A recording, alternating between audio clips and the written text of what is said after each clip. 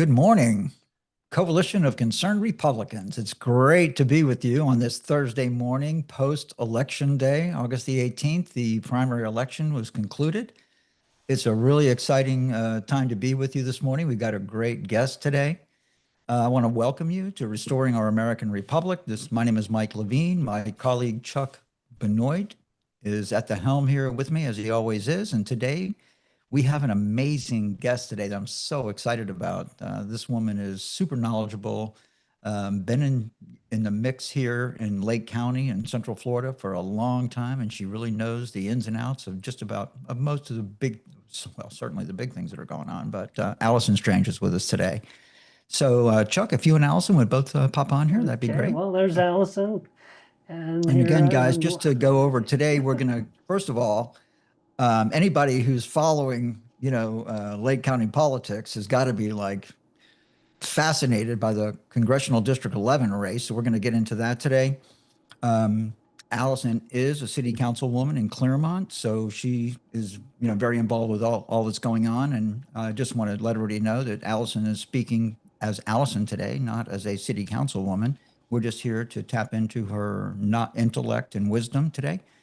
So we're going to talk about the CD11 race. We're going to talk about some growth management things and economics. And then I'm pretty sure we're going to have the time at the end to get Allison's perspective on the quarter point school tax referendum that is going to be on the ballot in November. So Chuck, why don't you just give us your little bit here and then we'll get Allison going. Okay, well, what I got the other day was an email from the RPOF, and they had some interesting numbers. First of all, counties where Republicans outvoted Democrats. They say in 58 of our 67 counties, there were more Republicans outvoting than Democrats, which is very interesting.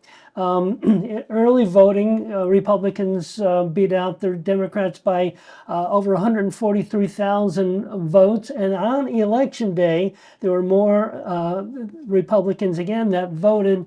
391,663 more Republicans voted in Florida than Democrats. So I would say that if there's any Democrat enthusiasm out there in the country, doesn't seem to be showing up here. So with that in mind, we do have some races, at least one major race we wanted to talk about. Would you like me to get that up on the screen, Mike? Hey. Sure, let's do that. Okay. I really want to get Allison involved here, though, because Allison really knows, basically what you're seeing on the screen now is just the county by county results. The CD11 race includes parts of Orange County, Lake County, and Sumter County. So this is a breakdown. I just did an Excel spreadsheet and popped it into artificial intelligence, which produced this graphic.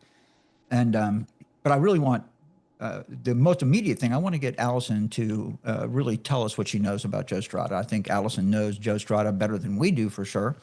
And I'd like to, get her input. This guy, and I also want to just say that it appears that Kerry Baker is agreed that he lost the election.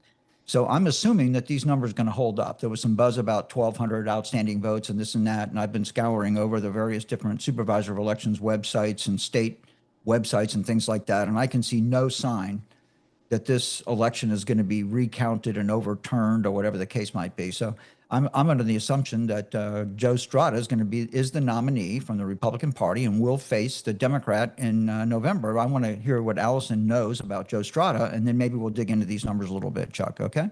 Sure. Allison? Yeah, happy to talk about that. I met Joe Strada just a few months ago, actually, when he came to me and asked if I would consider endorsing him. For people who know me, I have very high-level philosophical conversations with individuals before I consider aligning with them in politics, especially.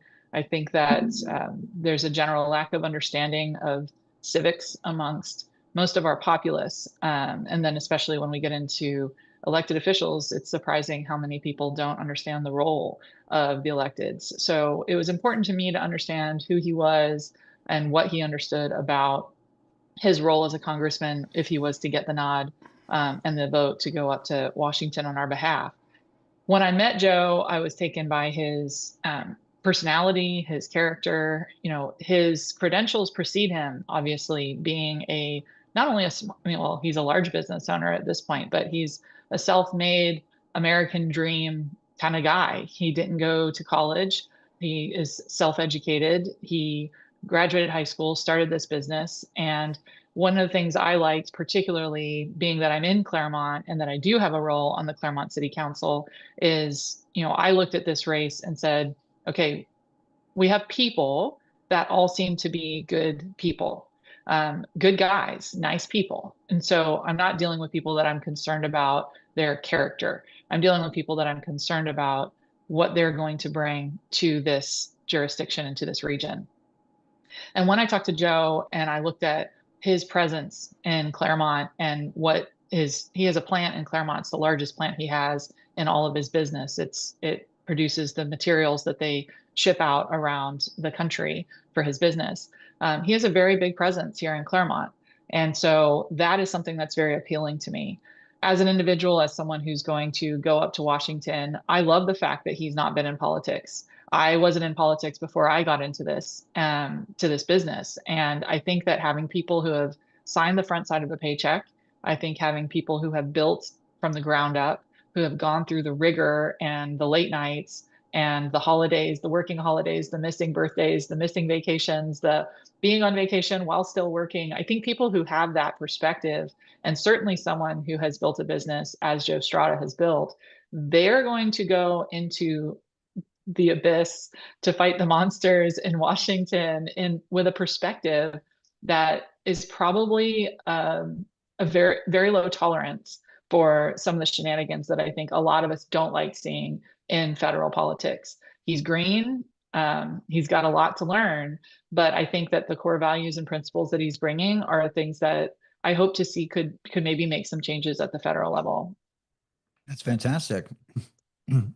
All right. No, Alison, I totally agree with that. And I don't know, I don't know how appropriate it is for me to tell you this, but I was actually on a screening committee, and all the candidates were interviewed. And at the end of the screening committee in a grassroots organization, they said, and Joe Strada was the last one that we interviewed. And the facilitator of the screening committee said, is there anybody here that's going to vote for Joe Strada? And I was the only one in the room. He said, yeah. You know what I mean? Well, in the end, it looks like you were in good company. Well, again, I mean, you know me, Alison. I've known you for a really long time. Mm-hmm. And I'm a private sector guy. Okay. I mean, I think that the whole government should focus on nothing more than building the strongest possible private sector economy that we can build. And I am a big fan of people who have never served in government, like Rick Scott before he became the governor of this state, and like Donald Trump, who had never served in government before he became the president of the United States. These are our strongest and best leaders in my view. And that is definitely an attraction for me. And I I talk to everybody just like you do, Alison. And I pretty much let it be. I mean, you know me a long time. I call them like I see them. And I let people know that I'm not interested in, people who want to leverage government for their own wealth creation situation and people who are career politicians. That's a major turnoff for me. So that's my comment about that. There you go. Thank you very much, Alison, for your assessment of Mr. Strada. I think that's really helpful, particularly for this audience who may not have supported Strada in the election. But I also want to point out, ladies and gentlemen, in this graphic that's on the screen right now, I just basically took the numbers off of the Supervisor of Elections website and the various different websites, popped them in, published exactly what they're publishing. These are exact numbers from the Florida Division of Elections. But I really want to take a look at Tim Wilkins' numbers real quick, because Bryan Kennedy needs a call out. Bryan Kennedy is the chairman of the Republican Assembly of Sumter County. The Republican Assembly of Sumter County endorsed Tim Wilkins. And I just want you to take a look, Alison, with your analytical eye, and just take a look at Tim Wilkins' numbers between Lake County, Orange County, and Sumter County, and just see the overperformance of Tim Wilkins in Sumter County is to be credited solely to Bryan Kennedy and the effort that he put in recruiting volunteers for Tim Wilkins, and made a significant change in the voter performance for Wilkins in Sumter County. So for the grassroots activists out there, I just really want to point that out, that your efforts are not futile. The work that you do is important and does, in fact, change elections. And without that effort from Bryan in this particular election, the numbers would certainly be different. Not necessarily the outcome, but Strada with either won with a larger margin, which is 393 votes, ladies and gentlemen, 393 votes in a congressional district. That's a slim, slim margin. And if those votes had gone the other way, then Kerry Baker would have been elected. Can you agree, Chuck? Of course, I can agree, and I'd like also to just note when we're talking about grassroots, that's grassroots out there knocking on doors, not grassroots out there hoping that their candidate will win. Or going to meetings. Or going to meetings, I mean, grassroots right. people love to go to meetings, right? But they don't like knocking on doors. They don't like making phone calls. They don't like writing checks. Okay. Yeah. And that's a big deal. And I just want to just underscore that you will not win an election if you don't have money. I mean, that's just the facts. If you can't raise money, you shouldn't be in the race, in my opinion. Alison, comments on that? Yeah, I think that your point about the grassroots is important, not only because it acknowledges the truth, but because I think people in general, at least in my experience, have been very passive when it comes to self-governance. And we are a nation that self-governs. Our entire philosophical, legal foundation is built on the principles of virtue and self-governance based on that virtue. And so one person can make a huge difference. We should not submit ourselves, and I mean those words, we should not submit ourselves to the few who we have appointed to serve us as the people. And so I think it's really powerful to share the message about what happened in Sumter County and how one person could really have changed or at least had a very significant outcome on the election. And not the person running for office, but the person campaigning on the ground, boots on the ground, door knocking, fundraising, community meetings, town hall meetings, organizing all of that for the politician. Because a lot of people don't realize when you run for office, you have to spend a great deal of time being pulled in 1,000 different directions. And it's hard to sit down and take the time to figure out how to get organized. So having someone locally who's a super connector, who can help you reach other people, it's incredibly valuable. And I think often we look at these numbers and we say, there were, what did we have? 70,000 votes. 81,712, I think it's the numbers. Oh, 81,000 votes. Yeah. So 81,000 votes. 700 and change votes. My vote doesn't matter. 81,000 votes. Well, yes, it does. 393 votes. 393 votes. Election. That's a small amount. That could have been one person. Right. It could have been one person. That's correct. It could have very well been one person. So, and I just want to say that Bryan Kennedy would never take full credit for that if you asked him, and he would certainly share it with his wife, Jenny, who is also amazing. And he's got a great team up there, even though the Republican Assembly is going through hell right now because of the behavior of their state chairman. But that's another story. We won't get into it today. We've covered it before. People know about it who are interested. But okay, so we'll wrap this thing on CD11. That's what we have to say about that. And we'll get into a little growth management, right? And Alison and I, off in various different conversations over the last couple of days, have been talking quite a bit about growth. I think if Byron Donalds becomes the governor, growth management is going to be my personal #1 concern. And, I've been involved in growth management as a realtor and stuff like that. I mean, there was a big coalition a long time ago, probably before most of the people on this show were born, it's called smart growth. And they talked about, clustering density in cities and connecting with mass transportation with green areas in between and stuff. And I'm talking 25 years later, right? I'm saying to myself, yes, we need that right now. Okay. And that's the way we need to go. But I want to get Alison's perspective on the role between cities and counties in the state of Florida as it relates to growth management, Alison. Well, I think that decisions should be made at the lowest possible level, and that starts with the individual. And so I think when we look at politics and we look at how decisions are made, too often we jump straight to the biggest decision maker, the most powerful, the most financially sound, the state, the federal. And we think, well, they need to make the decisions because they know best.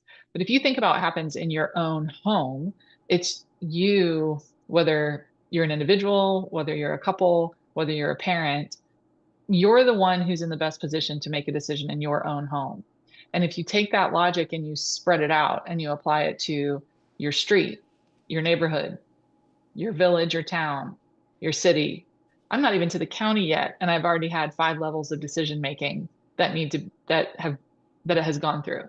So if you take the power away from the smallest level of decision makers and you put it in the hands of people who don't live in that space, it's not impossible for them to make a good decision, but 999 times out of 1,000 as a bigger government. So I'm at the city level. If I talk to people who live on a street, the people on the street already know the answer when I ask the question. As a government, I have to get a consultant to do an evaluation and let me know that which the people on the street just told me 6 months ago and have been waiting on a solution to get done. So when it comes to decision making, we must keep in mind that decisions should always be made at the lowest possible competent level of decision making. And so when on the issue of growth management, if we start talking about the state making all the decisions for all of our streets, and we have to look at it like that, it is almost impossible for the state to get that right. I totally agree. Chuck, want to come in and join the conversation? Sure. Well, I definitely agree that lowest level is the best level. I've been involved in a few different board situations, and that's been my MO. Whoever is the least in the chain of command that can address the issue, that's who should. So I'm definitely in agreement there. So there's a lot of going on in Clermont for sure with what these new things that are happening, Wellness Way, et cetera, et cetera. A lot of people. I mean, I've heard some people Wellness Way not being overly happy about what's going on, but it does seem like progress is going to continue. So what's happening there in the Wellness Way area? Alison? So Wellness Way is it's actually quite complex and complicated situation because Wellness Way is a very large area of land. So we have to be clear when we're talking, what are we talking about? Let's define our terms and make sure we're using the same definitions for the terms that we're using. I'm going to refer to Wellness Way as the entire region of land that has approvals for 20,000 homes. And that extends between county and city borders. Most of Wellness Way, the 20,000 homes with industry, with recreation, that is in the county. It's not actually in the city of Clermont, meaning the people who would live there or the businesses that would establish don't have tax-paying obligations or voting rights in the city of Clermont. So Wellness Way is complex for many reasons that really have to do with governance, that some people live in the city, some people live in the county. Some people have their utilities provided by the city. Some people have their utilities provided by Sunshine. So 4 different houses in Wellness Way might have 4 different combinations of governance. And that gets really confusing really quickly. So on the issue of what's happening in Wellness Way, I would say there's 2 major projects. One is in the city, that's the Olympus project, and one is in the county, that's Panther Run, that's currently coming before the county. Those are very close to one another, but one's a city project and one's a county project. So Wellness Way has, if all that has been approved by the county goes through and is passed as currently entitled, Wellness Way will actually be collectively larger than the city of Clermont, what I might call Clermont proper, the original 4 quadrants of Clermont between 50 and 27, going up from Lake Mineola down to the Kings Ridge, Heartwood Marsh area. That area alone has 16,000 homes today, and the collective Wellness Way properties would have 20,000 when done. And so there's a real question in my mind, and that we have talked about at the Clermont City Council, about how should this region be governed. My personal belief is that the people of Wellness Way should self-govern. I think that at some point in time, when all this confusion is resolved, that Wellness Way would ultimately be its own city. I think the people there will want it to be its own city. Right now, as a person who sits on the city council, and I'm not speaking for the city council in this, it seems to me that Wellness Way should be a city. And if it can't be its own city, then being part of the city of Clermont is the most logical, best of the worst case scenarios. But Wellness Way is very complex. It's complicated because of the way the planning has been done to date. There you go. Chuck, you have some comments on that? Any thoughts? Well, yeah, my only comment would be we're down here. I am down here in South Lake, so I'm not a part of the city. Talking to another of the city council members quite a little while back, he gave the impression that possibly the city of Clermont would just decide to increase its borders. When, when I said, well, I'm not in the city, in the city, he said, well, not yet. So what's the thought? Yeah. Allison? What's the likelihood that, do you address Chuck's concern about, because again, I lived in Four Corners for a very long time, right? And done business down there for 25 years or more. And I always heard that we were going to be eventually annexed into the city of Clermont, which has not happened. But yeah, obviously, Allison, speak to that. I probably would not vote for that. It goes back to, I think that the people, again, if decisions should be made at the lowest possible level, having a community that people can reach each other, that they can talk to each other, that they can bounce ideas off of, that they're close to, that's what you want. That is the ultimate goal of humanity, is that we have communities of people with whom we actually have relationships, not a group of people who are strangers who live on the same street. The healthiest way of living is where we have the village that we talk about, that raising of children, where you have people that you can call. You don't have to helicopter parent because you know the people on your street, and we all kind of do this. We're in this life together. And so that gets harder to do as cities become bigger. So my philosophical belief is that Clermont is big enough with the 16,000 homes. I don't think it should expand its borders. However, I look at what's happening in Wellness Way. I think, to your point, Mike, Four Corners should be its own city. It should just be its own city. But if we go a little bit bigger picture, and Clermont is working on its comprehensive plan, and we look at what's happened in the United States since World War II, if you really think about it, there have been a few, but not many, new cities, towns, or villages since World War II.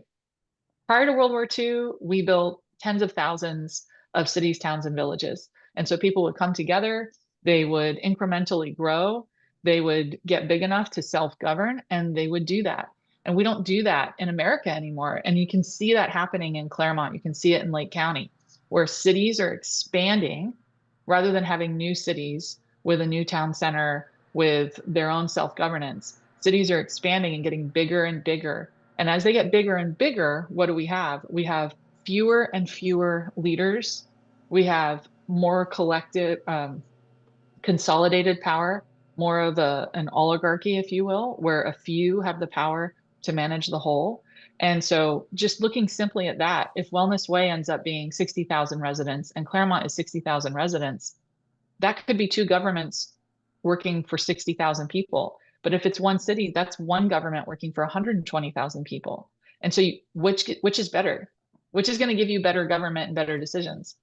Let me just add to that conversation, because I've seen this at so many levels in the course of my career. This is huge, especially after this election, where we just elected 2 county commissioners who have been sitting on the Board of County Commissioners for 16 years, and looks like they're going to get another 4 years, right? And, I was very involved with the Realtor Association for a long time, and the Orlando Regional Realtor Association has been trying to absorb the Osceola County Association of Realtors since day one, right? I've been a realtor for 30 years, and it's always been, the Orlando Regional Realtor Association is going to absorb Osceola. So I've sat around the table with all the past presidents of the Osceola County Association of Realtors, because I was a president. And I asked every single one of them, and I said, let me ask you, if you were never the chairman or the president of the Osceola Association, would you have been the chair of the Osceola County Board of County Commissioners? Cheryl Grebe. No, I wouldn't have. Tim Weishire. If you were never a president of the Osceola Association, would you have ever been the chairman of the school board in Osceola County? No. Jose Alvarez, would you have ever been the mayor of Kissimmee if you weren't the chairman of the Osceola Association? No. Right. So the point is that I believe that having the availability, the possibility of our citizens becoming leaders, something to aspire to. Hey, I just became a citizen of Clermont, and if I really am a great citizen and I'm involved and I do great things for my community, I might actually be able to sit on the city council someday, right? I think that is Yeah. aspirational. And the bigger these government bureaucracies get, Allison, see if you can agree with me. I think you do. It takes away from the fabric of the community because the citizens living there think that this government has nothing to do with me, and my number one objective should be to avoid it. Can you agree? Oh, I completely agree. And, practical, Claremont doesn't have districts. Different cities every city's different, but we don't have districts. And so think about the county commission race. You have the same thing where you're countywide, you're citywide. Well, when you have to reach people in 26 square miles and it costs anywhere from 25 to $80,000 to run a campaign to help volunteer to run your local city, that's Exactly. crazy. And who I can do know. that? I mean, Well, on one hand, it's good because it means people who do it have time and treasure because they have the ability to do that. That presumably they've reached some point of success in their life to where they can do that. And you want people who can be good leaders. So on one hand, that could be good. But when you start talking about counties and cities and local government, these need to be people that you can reach, that you run into at the ball field, that you run into at the grocery store, that you're having really basic conversations with. And that is very hard to do when you get into a large area. Now you can have a lot of people in a small area. You might have a town like that is small geographically, but has a lot of people. But you're still likely to run into people at local events and festivals. There But when you you go. start spreading out and it takes 30 minutes to get from one side of your town to another, you lose that connection, that human connection, and that's not good for our society. There we I go. totally agree. So as we're Sure. approaching our final minutes, we did want to talk about education and in particular the increase in the property tax for the school district. So let's go ahead and get that on the agenda here. And Allison, do you have anything to say about this 0.25% increase in school taxes?